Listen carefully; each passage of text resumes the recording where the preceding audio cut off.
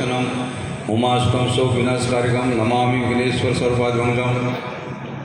मंच पर विराजमान व्यासपीठ पर हमारे परमादरणीय परम सम्माननीय महंत श्री विचारदास जी महाराज, विचार राम जी महाराज, हमारे सदय मंदिर से प्रेमनाथ जी और धनानी मठ के महंत गोपाल भारती जी, हमारे कोटेश्वर के पीठाधीश्वर योगीराज सत्यमगिरी जी।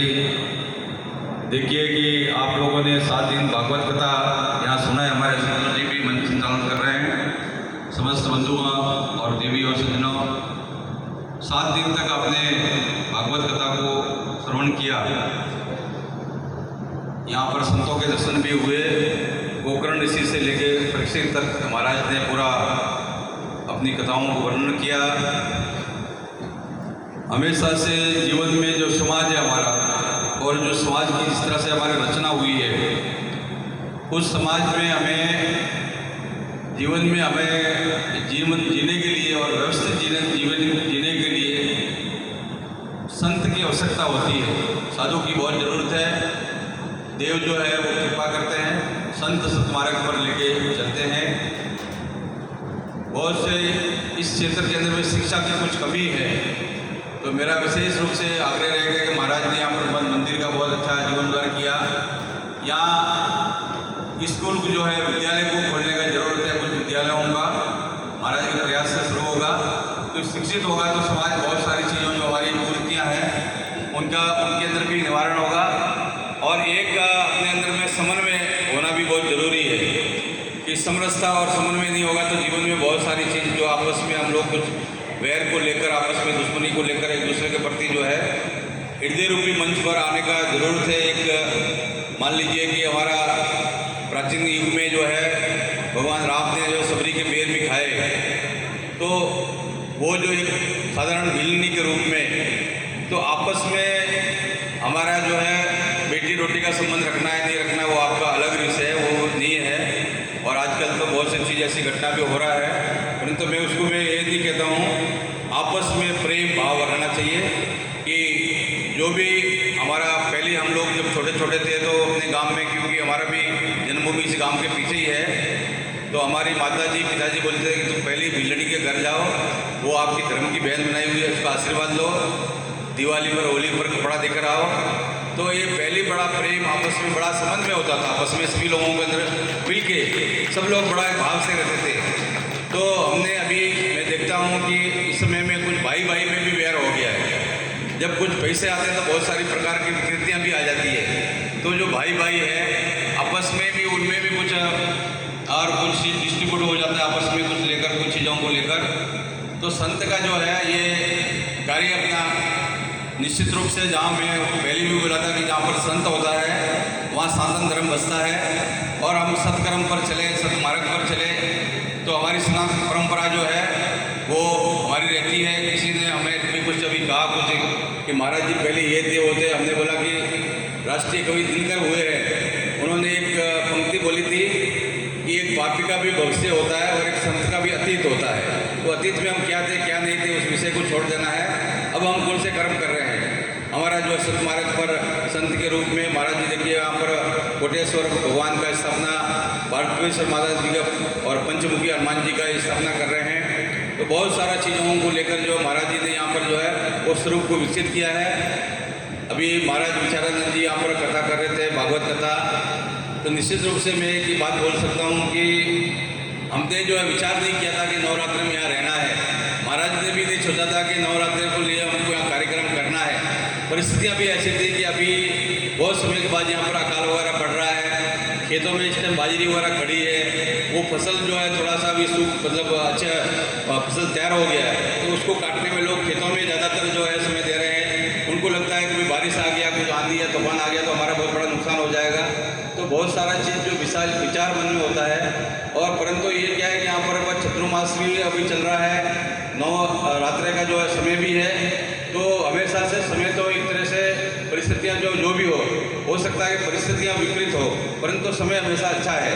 समय जब संत हमने कोई विचार करता है, कोई निश्चित रूप से कोई अपने मन में धारणा करता है, तो वो हमारा समय जब अच्छा हो जाता है तो महाराज जी ने बहुत अच्छा सोच के समझकर ये निश्चित किया था कि यहाँ पर जो है लोगों को मन में एक तरह से हम लोग कुछ कार्यक्रम की श्रृंखला शुरू करें, कुछ परंपराओं को शुरू करें। तो ये अच्छी बात है महाराज श्री ने शुरू किया, हमारे सत्यम गिरी जी ने, कि यहाँ पर जो है धीरे धीरे जो है बहुत से सारी व्यवस्थित हो रही है।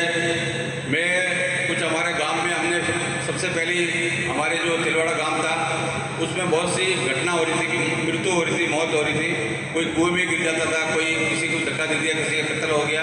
रात को समय कोई गांव में निकलना कुछ करते थे लोग कि भाई यहाँ तिलवाड़ा गांव में लोग ले मार दे ऐसा के। तो मेरे मन में सबसे पहले आया कि मैं चतचंडी यज्ञ करवाऊँ। तो मैंने वहाँ पर सबसे पहले चतचंडी यज्ञ का वहाँ पर किया। तो वहाँ पर कुछ देवासी और राजपूतों को लेकर बड़ा आपस में कुछ विवाद था। जो खेतारा मंत्री जी था उसका भी भाई का कुछ वध वगैरह हो गया, कत्ल हो गया था, कुछ किसी उनका कारण रहा, कोई भी कारण रहा होगा। तो आपस में लोग वो बैठ के कुछ समाधान अपना भी किया, परंतु मेरा नाम जुड़ गया, उसके साथ में मेरा नाम जुड़ गया। तो यहाँ लोगों ने बोला कि महाराज ऐसा कुछ काम कर रहे होंगे। तो यहाँ भी कुछ घटना थी, वो मेरे सामने लेके आए। मैं बोला भाई मैं ऐसा काम तो करता नहीं हूँ, मेरा काम थोड़ी ये काम करना है। आपस में कोई भाई किसी लड़ाई है, कौन सा विषय है, क्या मुझे कुछ जानकारी भी नहीं है, तो मैं उसको कैसे समाधान कर सकता हूँ। क्योंकि ये परंपरा रही है कि प्राचीन काल में महाभारत से लेकर रामायण से लेकर आपस में हमेशा से भाई भाई से जो वैर रखता है। और ये व्यक्ति के स्वभाव में है, जहाँ भी शक्ति होती है वहाँ प्रतियोगिता होती है, एक दूसरे की जो है उसको अपना, तो आपस में आप लोग जो भी समाधान है। तो हमारे संत जी, हमारे जो है सत्य सनातन धर्म का स्वरूप यहाँ पर सत्यगिरी जी महाराज, इनके हाथों से बहुत सारी चीज़ों का समाधान हुआ है। हमारे तिलवाड़ा गांव में भी मंदिर की प्राण प्रतिष्ठा थी, तो बड़ा विवाद था आपस में। तो महाराज जी ने आके जो है दोनों ठाकुरों को समझा के समाधान किया। तो मैं महाराज को ये समझता हूँ कि महाराज जो है ये जो महाराज जी है सत्यानंद जी, ये समाधान करेंगे। मेरा इसमें किसी प्रकार का योगदान नहीं, मैं तो बहुत दूर रहता हूँ। मुझे यहाँ पर भी अपना जो है मैं कुछ ऋण होता है आजीविका के, बहुत से प्रकार का ऋण होता है। उन ऋणों को चुकाने के लिए बार बार जब तक मेरा शरीर है, तो मैं जब तक यहाँ पर आता रहूँगा, मैं ये सोचता हूँ। तो बहुत ऐसा मेरा मन है। इसलिए महाराज जी ने जब बोला कि महाराज मैं तो ऐसे महाराज का दर्शन करने के लिए यहाँ आया था, महाराज बोले इस बार नवरात्र के लिए कार्यक्रम रख देते हैं। मैं बोला रख दो। तो मैं बाद में जाकर भूल गया। तो 24 तारीख को फोन आया कि मैंने कार्यक्रम रख दिया है। तो मैंने बोला भाई मैं तो सोचा भी नहीं मुझे यहाँ रहना है कि नहीं रहना है। कोई महाराज जी बोला तो रख दिया, मैं रख दिया। फिर मैं बोला कि कुछ कार्यक्रम की कुछ रूपरेखा, बोले महाराज बोले एक आचार्य भी तैयार है, हमारे कथावाचक भी तैयार है, सब तैयार है। तो मैं बोला फिर तो मैं नहीं तैयार हूँ, तो मैं बेवकूफ़ हूँ। मैं बोला मैं मूर्ख आदमी हूँ। तो बोला मैं भी तैयार हूँ। तो ये जो है जो महाराज इनका नाम ऐसा गुण, मतलब जो विचार बिना विचार के किया और एक विचार बन गया। महाराज ने बहुत अच्छी कथा की। महाराज अंतिम जब प्रसंग सुना रहे थे, तो ये जन्मेजय ने जब यज्ञों का पूरा विनाश करने के लिए किया, तो बोलते कि इंद्र जो है वो जाके वो तक्षक नाग जो इंद्र के उसमें लपेट गया था। तो उसमें विशेष रूप से आज भी जब आपको कभी सांप का भय लगे मन में, कभी अंधेरे में, और ऐसे भी कभी कोई सांप सामने आवे ऐसे अंधेरे में, तो अब आस्तिक मुनि का नाम लेंगे तो आपका कुछ मन, आस्तिक मुनि नमो बोलेंगे तो कुछ, आस्तिक मुनि ने ही सभी नागों को बसाया था। तो वो ऋषि का नाम आस्तिक मुनि था, भारत श्री ने बताया भागवत में। तो आस्तिक मुनि की वजह से सांप जो है वो अपना जो सपना में भी बहुत से लोगों को डर लगता है। बहुत से लोग बोलते भाई सपने में क्यों डर लगता है। तो कुछ ऐसे राजपूत है जो पहले ज़माने में सरम जाति की भी कुछ ऐसी जो था, तो वो आपस में बड़ी लड़ाइयाँ हुई है। तो वो खून क्या आता है, तो उसमें वो अभी भी ऐसा लगता है कि बदला लेने के लिए आ रहा है। तो वो आपस में क्या होता है कि भाई आजकल तो क्या है DNA टेस्ट में ये बात साबित भी हो गई है।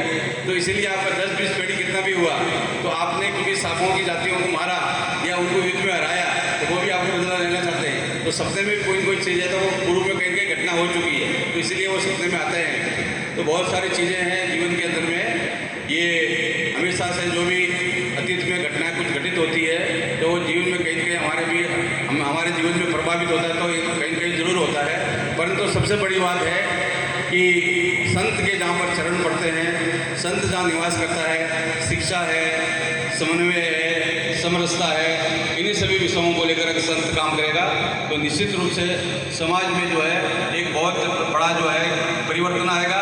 और विशेष रूप से समाज को भी जो है संतों का आदर करना है, सम्मान करना है, और साथ साथ में भगवान का भजन करना है। हरि ओम, जय हो।